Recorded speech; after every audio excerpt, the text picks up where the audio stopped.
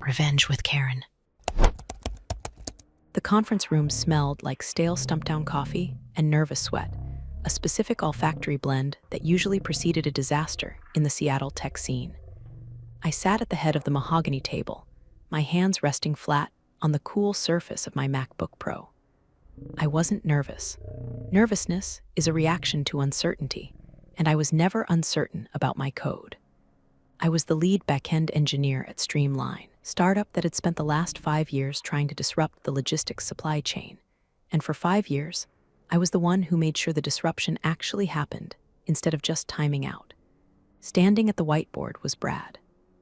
Brad was the founder's son, a 27-year-old with a shiny MBA, a smile that looked like it was purchased from a catalog, and a brand new title, Chief Technology Officer.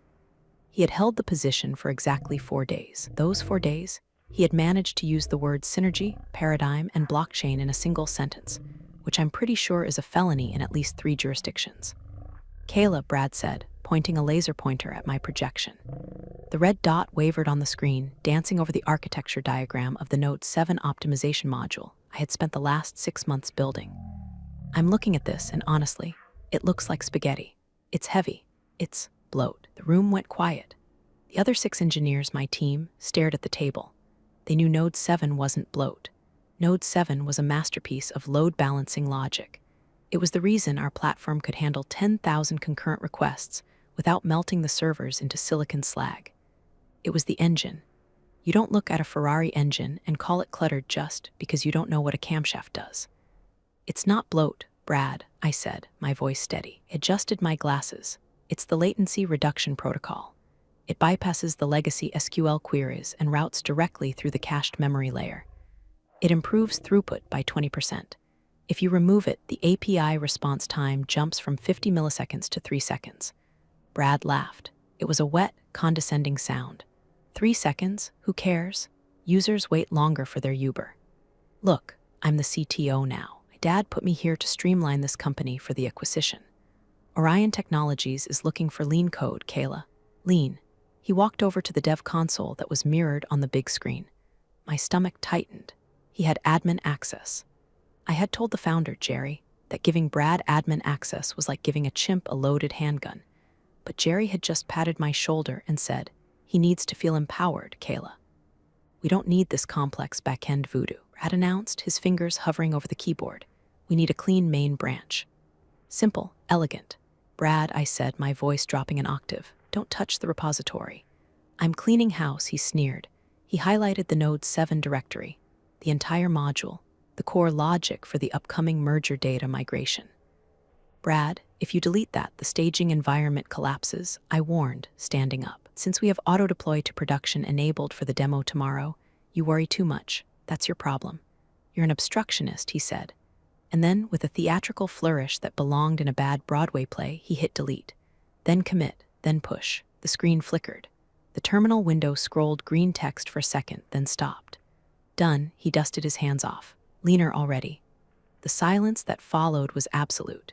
It wasn't just quiet, it was a vacuum. My lead junior dev, a kid named Marcus who I'd trained from scratch, looked like he was about to vomit.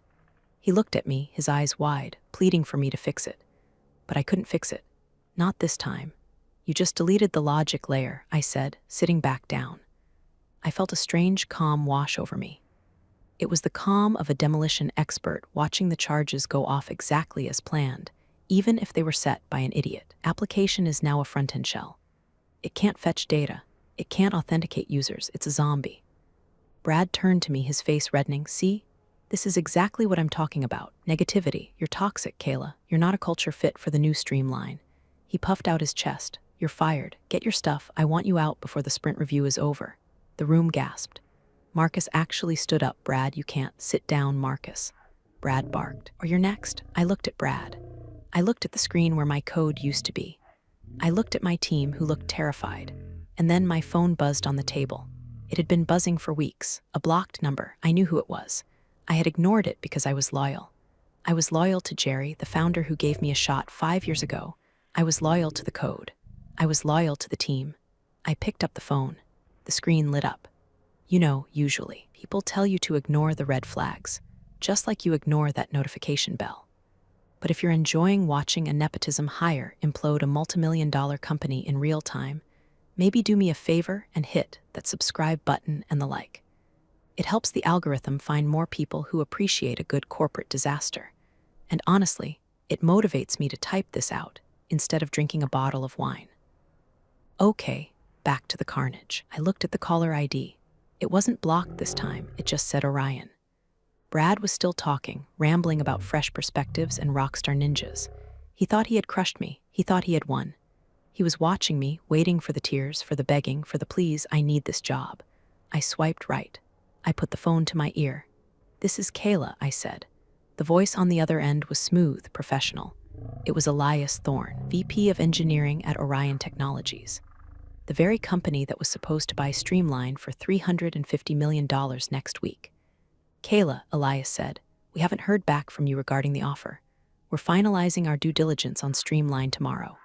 Honestly, looking at their architecture docs, you're the only reason we're still interested. The rest of it looks like, well, a mess." I looked at Brad. He was smirking, arms crossed. "Yes," I said into the phone, my voice clear enough for everyone in the room to hear. "I accept Orion's offer." Brad's smirk faltered. "Who is that? I can start immediately," I continued, ignoring Brad. "Actually, I'm free right now." My schedule just cleared up unexpectedly. Elias paused on the line. "Oh, that's fast. Everything okay on your end?" "Everything is perfect," I said, locking eyes with the founder's son. "I'll see you in an hour." I hung up. I closed my MacBook. I stood up and unplugged my charger. The winding sound of the cord retracting was the only noise in the room. "Good luck with the deploy, Brad," I said. I walked toward the door. I didn't look back at the screen. I didn't look back at my team. I walked out of the conference room, my heels clicking on the polished concrete floor, leaving behind 5 years of my life and a system that was currently bleeding out into the digital void. Brad shouted something after me, something about insubordination and security escort, but I barely heard him.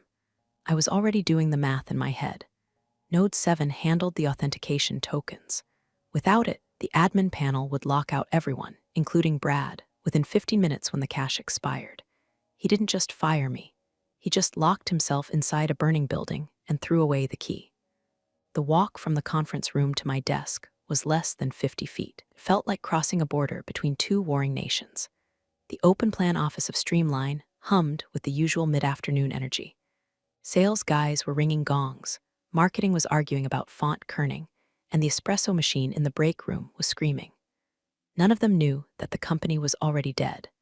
They were walking around on a corpse that hadn't started to smell yet. I reached my desk, a standing desk setup with 3 vertical monitors, mechanical keyboard that sounded like rain on a tin roof, and a single succulent that I had somehow kept alive for 4 years. I grabbed a cardboard box from the supply closet. It was a happy onboarding box that was meant for new hires. The irony tasted like copper in my mouth. I didn't take much. My personalized keycaps, my noise-canceling headphones, a framed photo of my cat, Pseudo.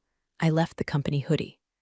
I left the branded water bottle. I left the year 5 plaque they had given me last week, which was made of cheap acrylic and already scratched. "Kayla," I turned. It was Greg, the lead sysadmin. Greg was a man who looked like he lived in a server rack, pale, vibrating with caffeine, and wearing a t-shirt that said there is no place like 127.0.0.1. He was the only person in the building who understood the infrastructure as well as I did, mostly because he had to wake up at 3 a.m. when things broke. "Is it true?" Greg whispered, looking over his shoulder toward the glass-walled conference room where Brad was still gesticulating wildly at the whiteboard. "Did he actually? Did he RF the optimization module?" "He didn't use the command line, Greg," I said, dropping my stapler into the box. "He used the GUI. He clicked delete and then confirmed it.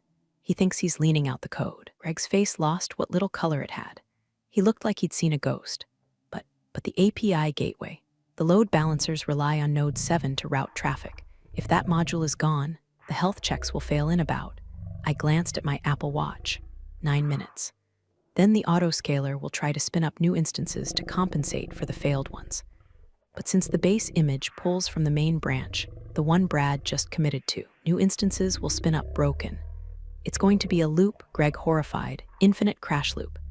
AWS is going to bill us for thousands of instances spinning up and dying every second. "Yep," I said, popping a stress ball into my box. I have to stop the deploy, Greg said, reaching for his phone. Don't, I said. My voice was sharp, cutting through his panic. He stopped. What? He fired me, Greg, explicitly, for obstruction. If you intervene now, you're undermining the CTO. You're obstructing his vision. I leaned in close. Brad has admin access. If you try to roll back, he'll see it. He'll fire you too, and you have a mortgage and twins on the way. Greg swallowed hard. He looked at the server status dashboard on the big screen on the wall. All the lights were green. Green, green, green. It was the calm before the red storm, so we just let it burn. It's already burning, Greg, just waiting for the smoke detectors to notice. I picked up my box. Do me a favor. Don't fix it, not tonight. Let him see what lean looks like. Greg looked at me with a mixture of terror and awe. He nodded slowly. I didn't see you. I was in the bathroom. Good man. I walked toward the elevator. The office felt surreal. I saw the head of sales high-fiving a junior rep. Just closed the deal of the quarter, he shouted. I almost felt bad for him. Commission check was never going to clear. The company's valuation was tied to the technology, and the technology was currently eating itself. As I waited for the elevator, my phone buzzed again. A Slack notification. I hadn't been revoked yet. It was from Marcus, the junior dev in the conference room. Marcus, he's trying to run the build manually. It's throwing error 503s. He's yelling at the compiler. I didn't reply. I just deleted the app from my phone. Elevator doors opened. I stepped in. As the doors closed, I saw Brad storming out of the conference room, his face a mask of confusion. He was holding his laptop like a shield. He looked around the room, perhaps looking for me, perhaps looking for anyone to blame. Our eyes met through the narrowing gap of the steel doors. I didn't smile. I didn't wave. I just stood there, holding my box of personal effects, watching him realize that he was alone. The doors shut. The whoosh of the descending car was the most peaceful sound I had heard in 5 years. I walked out of the building and into the gray Seattle drizzle. The air was cold and wet. I took a deep breath. It smelled like rain and exhaust, not stale coffee and fear. I hailed a lift. Where to? The driver asked. Do you know the Orion Technologies building in South Lake Union? I asked. The big glass one? Yeah, take me there. I leaned my head against the cool window. My phone buzzed again. This time, an email notification. Access revoked. Your Google Workspace account for Streamline has been suspended. I smiled. He was quick with the admin panel when he was panicked. But he was too late. I wasn't just an employee anymore. I was the competition. And I was on my way to sell the only thing that mattered, the blueprint in my head. Orion Technologies didn't have an open plan office. They had architecture. Lobby was a cathedral of glass and steel, with a waterfall cascading down one wall that probably cost more than Streamline's entire series of funding. I walked to the reception desk, my happy onboarding box tucked under my arm like a nuclear football. Kayla for Elias Thorne, I told the receptionist. She didn't ask for ID. She didn't check a list. She just pressed a button under the desk. He's expecting you in the Sky Lounge, 40th floor. Elevator ride was smooth, silent, and fast. My ears popped. When the doors opened, Elias Thorne was waiting.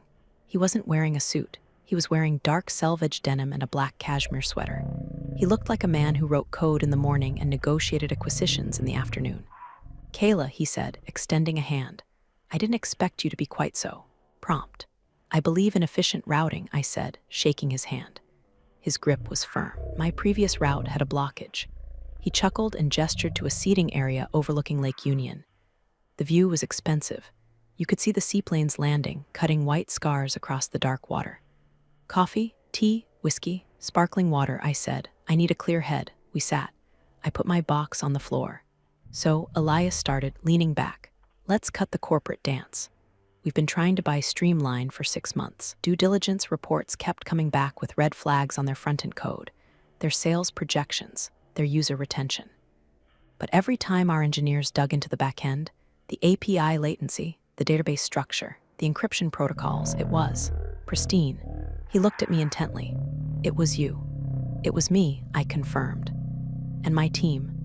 But mostly the architecture I built 3 years ago to handle the scalability issues the founders ignored. Now you're here, Elias said, and you said you were free.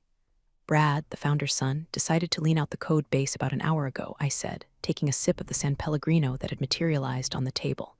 He deleted the Note 7 logic module. In production. Elias's eyebrows shot up. He deleted the optimization layer, The thing that makes the platform actually work. Gone. And he fired me for trying to stop him. Elias let out a low whistle. Didn't look horrified, he looked calculating. He looked like a shark that just smelled blood in the water. So, he said slowly, if we were to complete the acquisition of Streamline tomorrow, we'd be buying a shell. You'd be buying a front-end interface that points to 404 errors I corrected.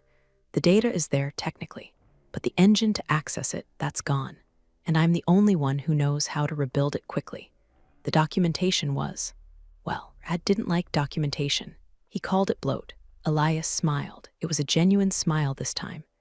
Kayla, I'm going to be honest. We don't want Streamline. We don't care about their brand. We don't care about their logistics app.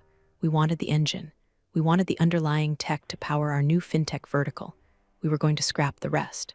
He pulled a tablet from his bag and slid it across the table. This is Project Vessel, he said. It's what we wanted Streamline's tech for.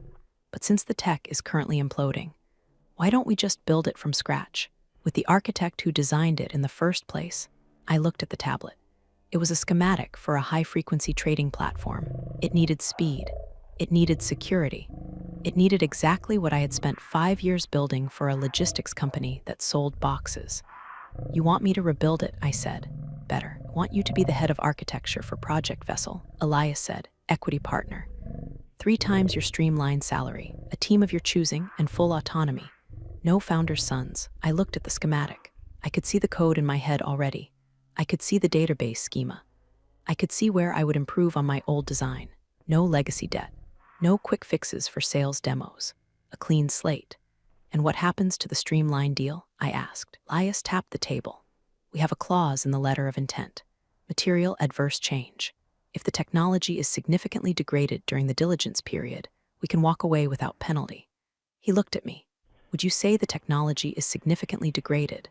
I thought about the red error logs that were currently flooding the monitors of my former team. I thought about Greg sweating in the server room. I thought of Brad screaming at command line he didn't understand. Elias, I said, a cold smile touching my lips. I'd say the technology is non-existent. Then we walk, Elias said, and we build Vessel. I have one condition, I said, name it. I want to hire 3 people from Streamline once the dust settles. My junior dev, Marcus, Greg, the sysadmin, and Sarah from QA. Done, Elias said. He extended his hand again.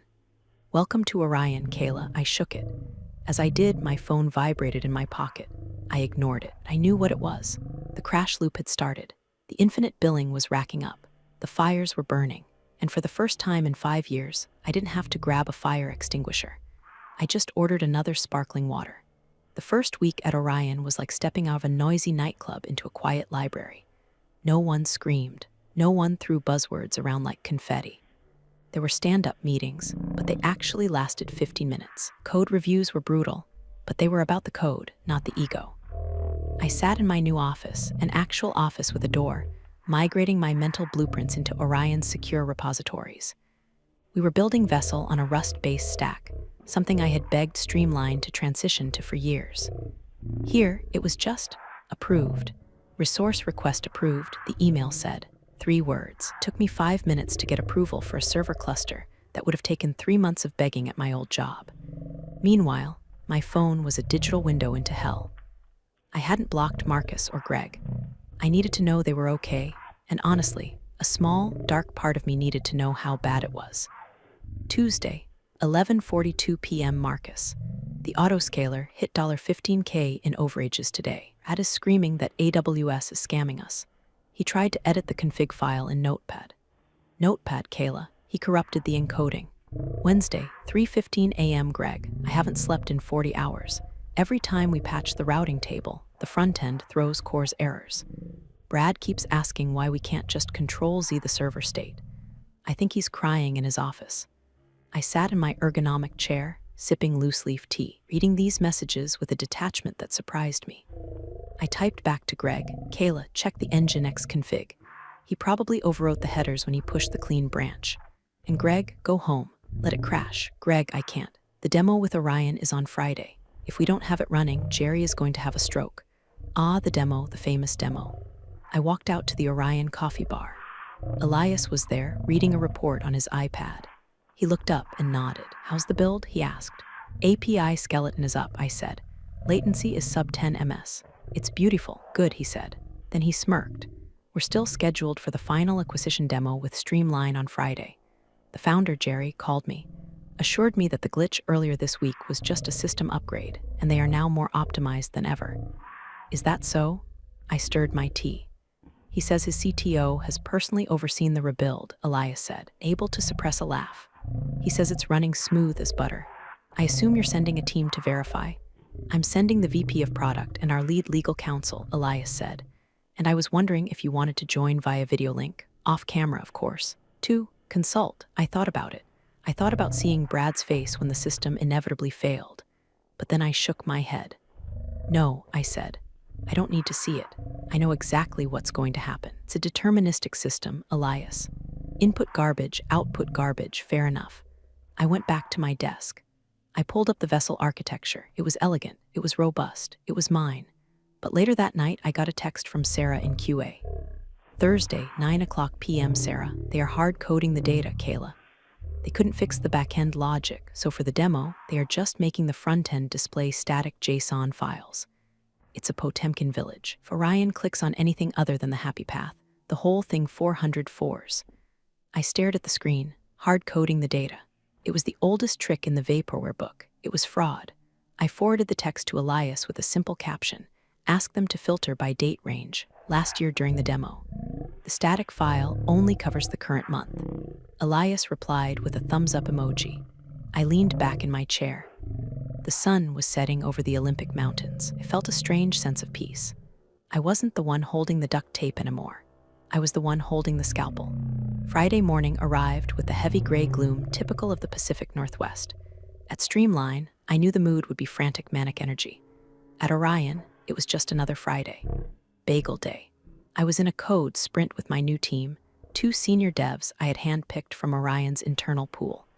We were building the authentication microservice. It was quiet, focused work. But my second monitor had a terminal window open, not to a server, but to a group chat with Marcus, Greg, and Sarah.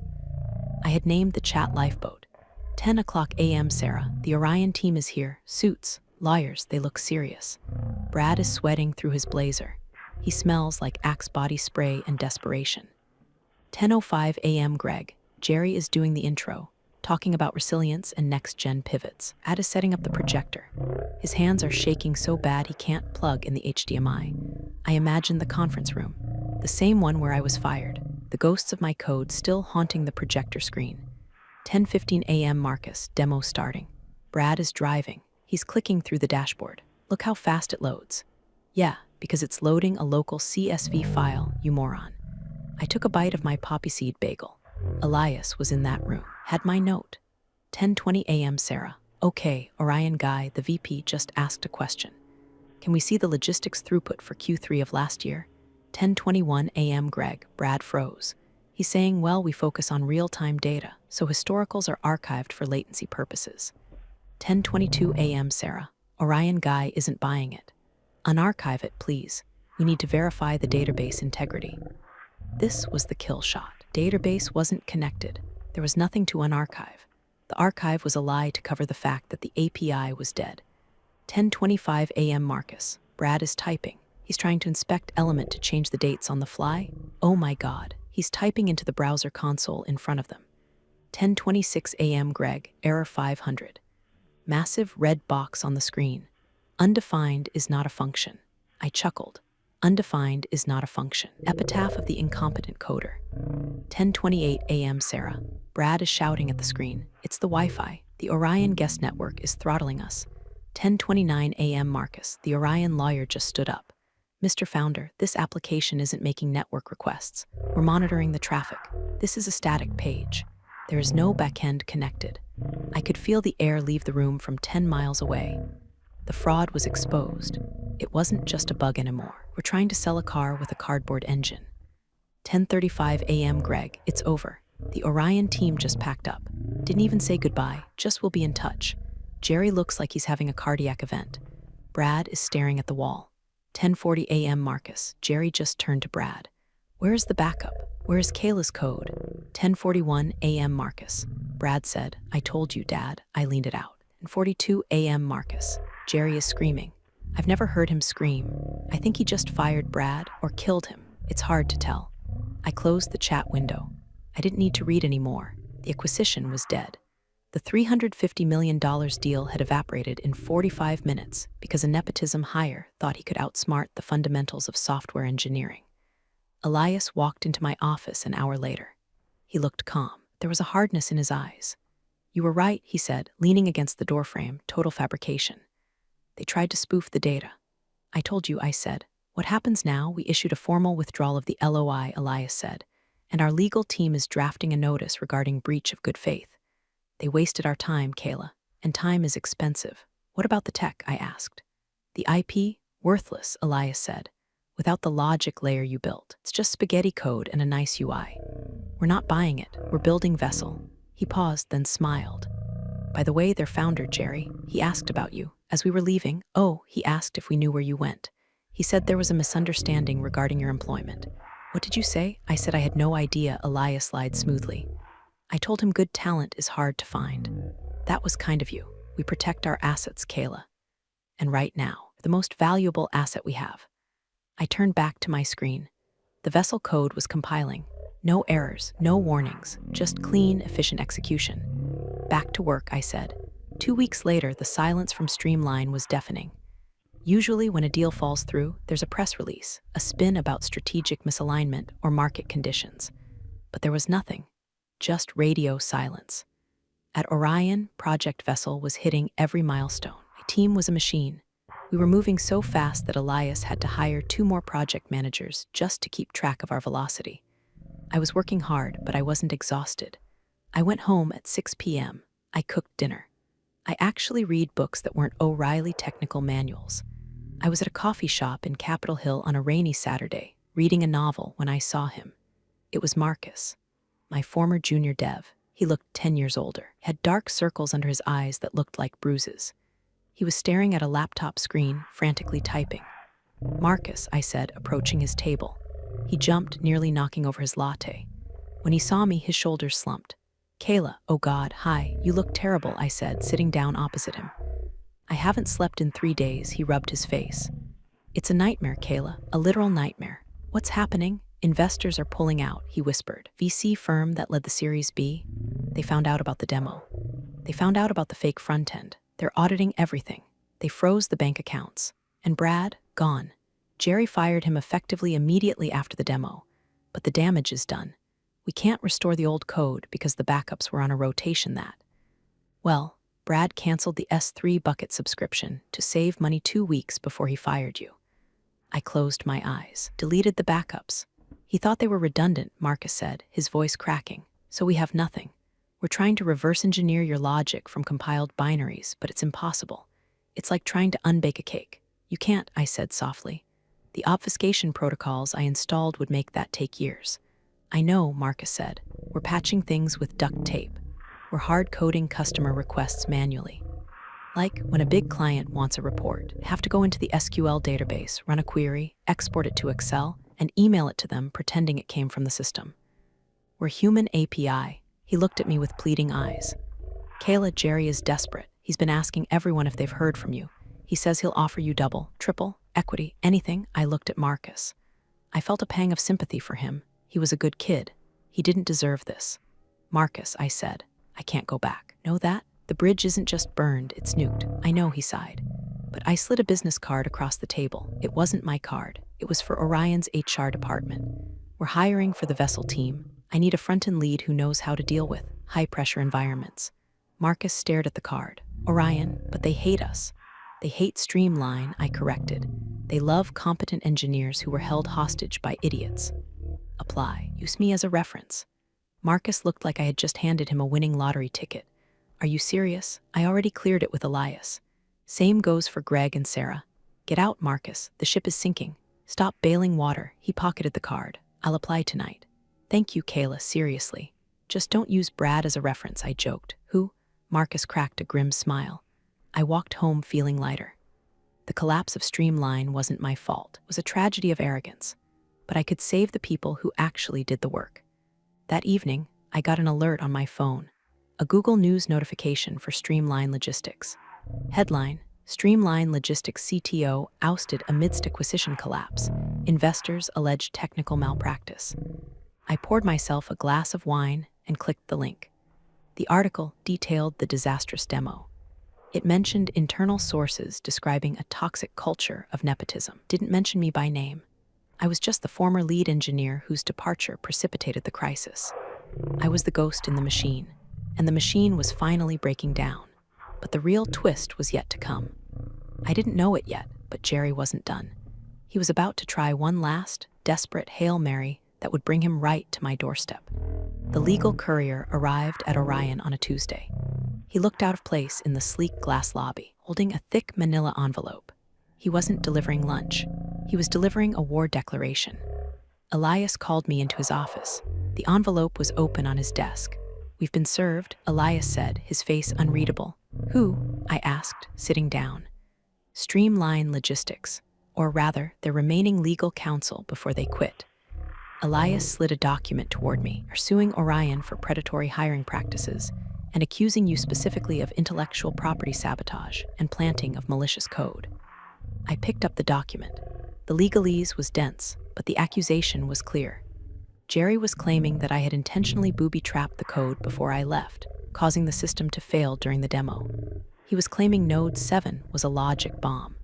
"This is insane," I said, tossing the paper back. "I didn't plant a bomb, built the load-bearing walls. Brad knocked them down with a sledgehammer. The collapse wasn't sabotage, it was gravity." "I know that," Elias said calmly, "and our forensic audit of the Git logs, which we can subpoena, will prove that. Brad's commit history is a smoking gun. But Jerry is desperate. He's trying to freeze our development of Vessel. He thinks if he ties us up in court, he can force a settlement or get us to buy his scraps. So what do? We don't settle," Elias said, his eyes hardening. "We invite them over. Excuse me, we're holding a deposition here tomorrow. We're going to let Jerry say these things under oath, and then you're going to walk into the room." I felt a cold shiver of anticipation. "He doesn't know I'm the head of Vessel. He knows you're here. He doesn't know you're the architect of the thing that's about to put him out of business. He thinks you're just a disgruntled employee we picked up for cheap." The next morning, Orion conference room was set up like a tribunal. On one side, Orion's legal team, sharks in Italian suits. On the other, Jerry and a very tired-looking lawyer who looked like he was working on a contingency fee. I watched from the adjacent room via the one-way mirror. It was a classic interrogation setup. Jerry looked terrible. He had lost weight. His hair was disheveled. He was pounding the table. "She destroyed it," Jerry shouted. "System worked perfectly for 5 years. She leaves and suddenly it collapses. That's not a coincidence, that's sabotage. She deleted the keys," Mr. Founder, Orion's lawyer, said smoothly. "Our records indicate that a user named Brad Admin initiated a deletion of the Node 7 directory at 2:14 p.m. on the day in question."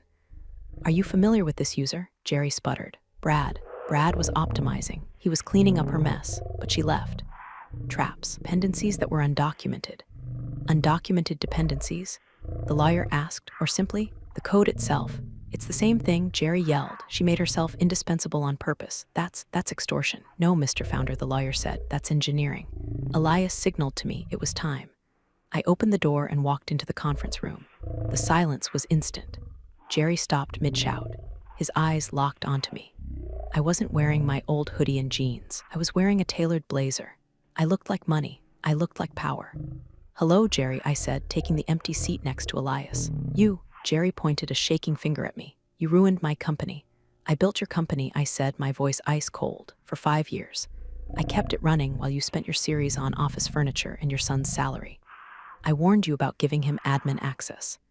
I documented every risk. You signed off on it." I slid a folder across the table. "These are the logs," I said. "Every keystroke, every commit." "Brad didn't just delete the module, Jerry. He tried to replace it with code he copied from a Stack Overflow thread from 2015. Code that was incompatible with your library versions. He didn't just break the car, he poured sugar in the gas tank." Jerry looked at the logs. He didn't understand them, but he understood the confidence in my voice. "We are countersuing," Elias announced, "for defamation. And for frivolous litigation intended to impede our business. Unless," Jerry looked up, "unless what? Unless you drop this lawsuit immediately, admit publicly that the failure was due to internal mismanagement, and," Elias paused, smiling, "release Marcus, Greg, and Sarah from their non-compete clauses effective immediately." Jerry looked at his lawyer. The lawyer shook his head. It's over, the sheikh said. Jerry slumped in his chair. He looked small. Bluster was gone. The denial was gone. All that was left was the math. And the math didn't work. Fine, Jerry whispered. Good, I said, and Jerry, one more thing. He looked at me, eyes hollow. Next time you fire the architect, I said, make sure you know where the load-bearing walls are. 3 months later, Project Vessel went live. It wasn't a noisy launch. There was no confetti. There were no press releases full of buzzwords. Just a switch flip at 2:00 a.m. I stood in the Orion Command Center, a room that looked like NASA Mission Control, surrounded by my team. Marcus was monitoring the front-end analytics. Greg was watching the server load. Sarah was tracking the error logs. Traffic is spiking, Marcus said, grinning. We just onboarded the Global Freight Partners account. Global Freight Partners. Streamline's biggest former client had defected to us a week after Streamline filed for Chapter 11 bankruptcy protection. Latency? I asked. 12 milliseconds, Greg reported. Stable. The load balancers are yawning. They're barely breaking a sweat. I watched the data flow on the main screen. It was beautiful. Streams of gold light moving across a dark map of the world. Each stream was a transaction, a shipment, a confirmation. It was the system I had always wanted to build, running on hardware that could actually support it. No errors, Sarah said. 0. It's clean, Kayla. I let out a breath I felt like I'd been holding for 5 years. Good work, team, I said. Let's order pizza. The celebration was low-key.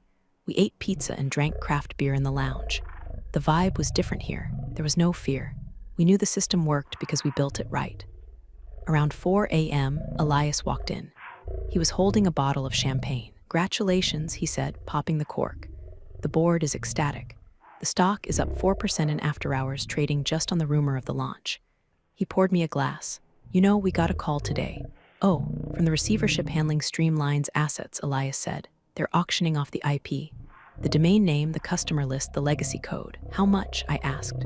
Pennies. Nobody wants the code. It's tainted.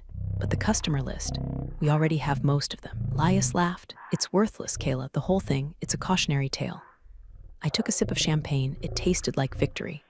What about Jerry? I asked. And Brad? Brad is pursuing other opportunities. Elias made air quotes. I heard he's trying to pivot into crypto or AI art, something where you don't need to know how things work.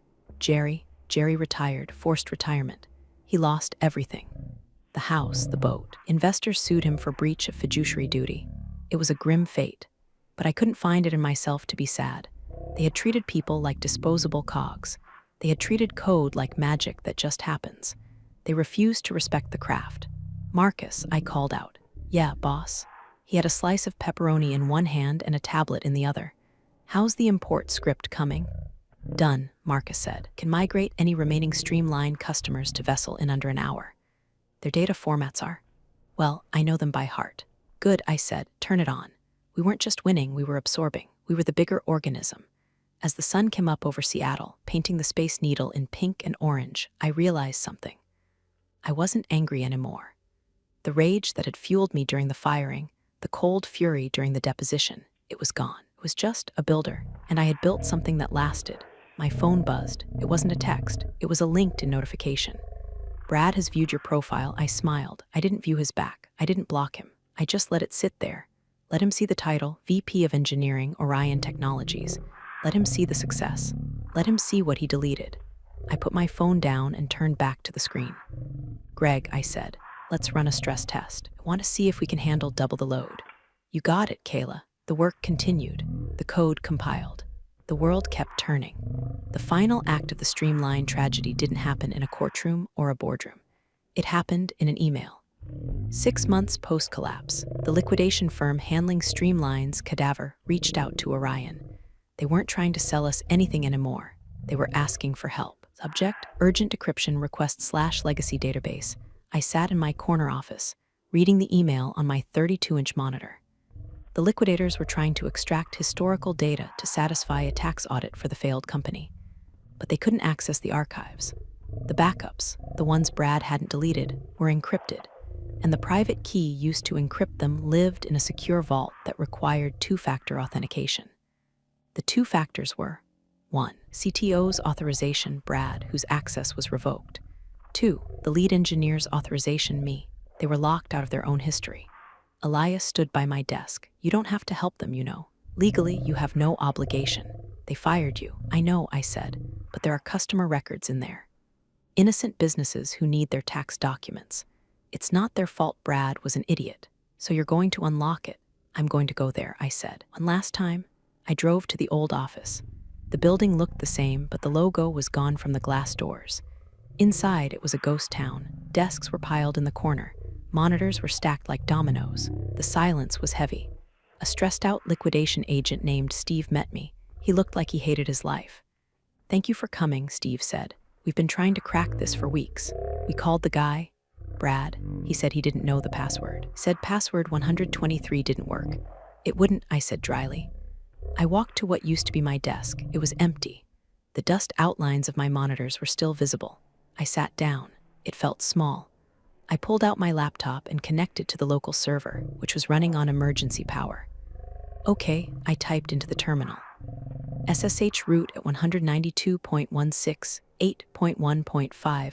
I entered my old admin password. It still worked. Of course it did. Brad had never figured out how to change the root credentials. The screen filled with text. The encrypted volume appeared. Is that it? Steve asked, peering over my shoulder. That's the grave, I said. I pulled a USB drive from my pocket. It contained my GPG private key. The key I had generated 5 years ago to keep the data safe. I plugged it in. I typed the decryption command. GPG decrypt output manifest JSON. The progress bar spun. 10%, 50%, 100%. Access granted. The terminal read. Steve let out a sigh of relief. Oh, thank God, you're a lifesaver, Kayla. I'm just the janitor, I said, standing up, cleaning up the mess one last time. I looked around the office. I saw the ghost of Brad standing at the whiteboard, deleting my work. I saw the ghost of Jerry nodding along. I saw the ghost of myself, younger, more naive, thinking that if I just worked hard enough, I would be safe. I wasn't safe because I worked hard. I was safe because I was smart. As I walked toward the door, my phone rang. It was an unknown number. I answered. Hello, Kayla, it was Jerry. His voice was raspy, broken. Steve told me you were coming to open the files. I did it, Jerry. The auditors will get their data. Kayla, he sounded like he was crying. I realized something. Too late, that module. Node 7. It wasn't bloat, was it? I stopped with my hand on the glass door. No, Jerry, it wasn't bloat. It was the foundation, he whispered. I let him break the foundation. Yes, you did. I'm sorry, he said. I listened to the static on the line. I thought about saying something profound. I thought about rubbing it in. But I didn't need to.